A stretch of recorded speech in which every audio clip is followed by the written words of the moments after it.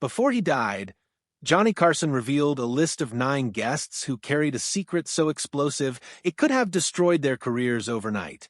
For 30 years, Carson sat behind his desk as the face of late-night television, charming, witty, and seemingly untouchable. Every night, millions tuned in not just to laugh, but to feel connected to Hollywood's brightest stars. Yet behind that famous smile and sharp humor, Carson was guarding some of the darkest and most closely kept secrets in show business.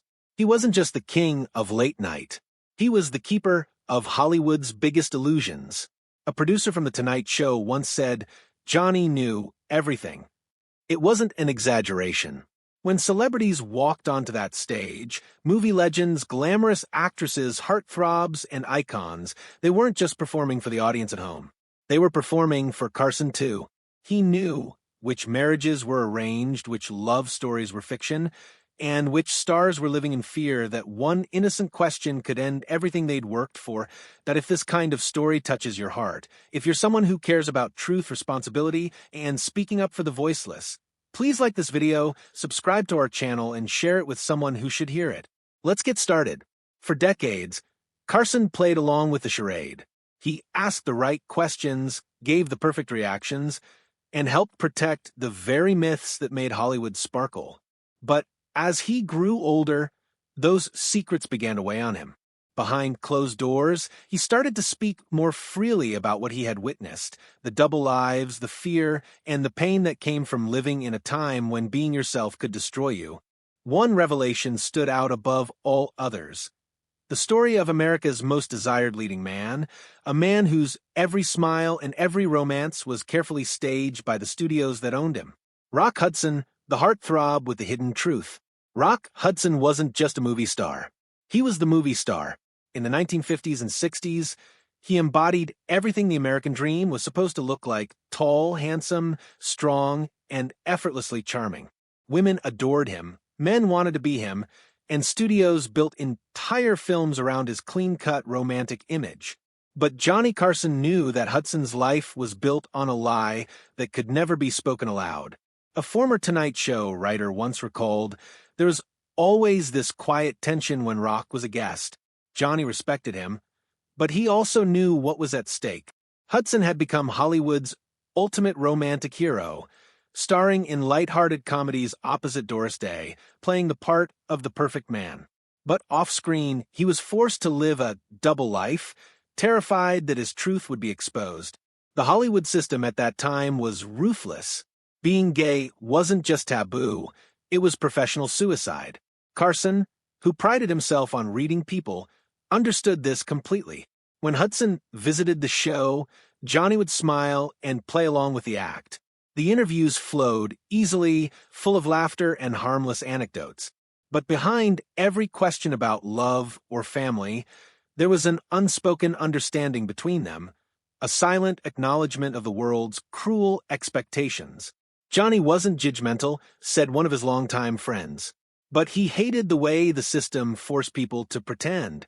He felt like he was helping keep a lie alive every time he interviewed someone like Rock. For Hudson, the lie wasn't optional. His agent, Henry Wilson, a powerful figure in the Hollywood publicity machine, had constructed his image with military precision. To protect his leading man status, Wilson arranged a marriage between Hudson and his own secretary, Phyllis Gates. The union was meant to silence rumors and reassure female fans that their beloved heartthrob was as straight as the roles he played. The marriage lasted only 3 years, but it served its purpose. To the public, Hudson looked like the perfect husband. Behind closed doors, he lived with constant fear. Even a whisper about his private life could destroy the empire he'd built. Carson understood that fear better than most. He'd seen firsthand how quickly Hollywood could turn on its own. As the years passed, he began to see Hudson not just as a guest, but as a symbol of everything wrong with the industry, an industry that demanded perfection at any cost. In 1985, Rock Hudson's carefully constructed image shattered when he became one of the first major celebrities to die from AIDS-related complications. The news stunned the world, But for those like Carson who had known the truth all along, it was heartbreaking confirmation of what the pressure to hide had done. Johnny took it hard, a former producer recalled. He said Hudson deserved better, to live his life openly without shame or fear. He said Hollywood had killed him long before the disease did. After Hudson's death, Carson reportedly grew more reflective. The secrets he'd kept for decades now felt like burdens. He began to talk about the studio-arranged lavender marriages that had been common for years, fake relationships designed to disguise the truth and protect the illusion. He described them as institutionalized lying, a system built not on art or talent, but on fear of public rejection. For Carson, a man who made a living out of conversation, that hypocrisy cut deeply. He once told a friend, "We were supposed to be showing people the truth about their heroes. But what we really did was hide it." Rock Hudson's story wasn't just one man's tragedy. It was the mirror through which Johnny Carson began to see the cost of Hollywood's perfection. Cary Grant, the sophisticated secret. If Rock Hudson represented Hollywood's ideal of masculine strength, Cary Grant represented its elegance. He was the ultimate gentleman, charming, witty, and effortlessly graceful. On screen, he was every woman's dream and every man's aspiration. But Carson knew that Grant's sophistication concealed a private life that defied the image the studios so carefully built around him. During one of Grant's appearances on The Tonight Show, Carson asked about his future plans, where he might live, what kind of life he envisioned for himself. Grant smiled and answered politely, but Johnny later confided to a friend that he found the exchange almost surreal. Here he was, talking to a man whose personal life had been endlessly speculated about for years, yet both of them danced around the truth like it was a live wire. Grant had been married 5 times, but gossip followed him everywhere. Stories of his long and complicated relationship with fellow actor Randolph Scott had circulated for decades, fueled by photographs of the two men sharing a home and even posing together in domestic scenes. For years, studios dismissed the rumors as publicity gone wrong, insisting it was all just the result of 2 bachelors sharing expenses. But insiders knew otherwise. Carson wasn't just hearing the gossip, he was hearing the truth from the people who lived it. Hollywood insiders, producers, and old friends of the stars would occasionally confide in him off-camera, trusting his discretion. Grant's name came up often, not as a source of scandal, but as a man who had spent his entire life walking a tightrope between his authentic self and the image the world demanded of him. Johnny had this mix of admiration and sadness for Cary, said one associate. He admired his grace, his charm. But he also saw how lonely that life must have been to be adored by everyone, yet truly known by no one. Grant was careful, meticulous even, about how he presented himself. Every interview, every photograph, every public moment was polished to perfection. And Carson, who built his career on spontaneity, couldn't help but notice how calculated Grant's appearances always were. There was never a slip, never a misstep. Behind that perfect composure was a lifetime of discipline and fear.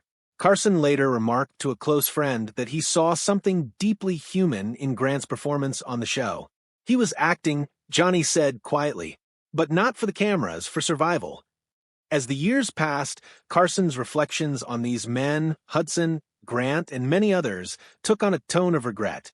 He realized that the laughter, the charm, the celebrity, all of it came with a hidden cost. The people America adored most were often the ones who suffered most in silence. He once said, "I spent my life talking to people, but I don't think any of us were ever allowed to say what really mattered." These weren't just interviews. They were conversations filled with ghosts, the ghosts of truths that couldn't be spoken, of lives that couldn't be lived openly. Carson had always been a private man himself, but he never faced the kind of danger his guests did. The stakes for them were higher, the walls thicker. To expose their real selves would have been professional suicide. And so they smiled, performed, and played their parts, not on a movie set but in real life. For Johnny Carson, those memories lingered long after the laughter faded. He carried them like invisible scars, reminders of an era when being authentic could destroy you. In the twilight of his life, those secrets no longer felt like glamorous insider knowledge. They felt like confessions from a world built on illusion, a world that demanded beauty and punished truth. The story of Johnny Carson's 9 secret guests isn't about gossip or scandal. It's about the impossible choices people made to survive in a time when being yourself could cost everything. For Carson, the man who'd spent decades making America laugh, those stories became something much heavier, a reflection of how far people would go to protect their dreams, even if it meant hiding who they really were. He once told a friend near the end of his life, "We were all actors. Some of us just didn't know it." And that may have been his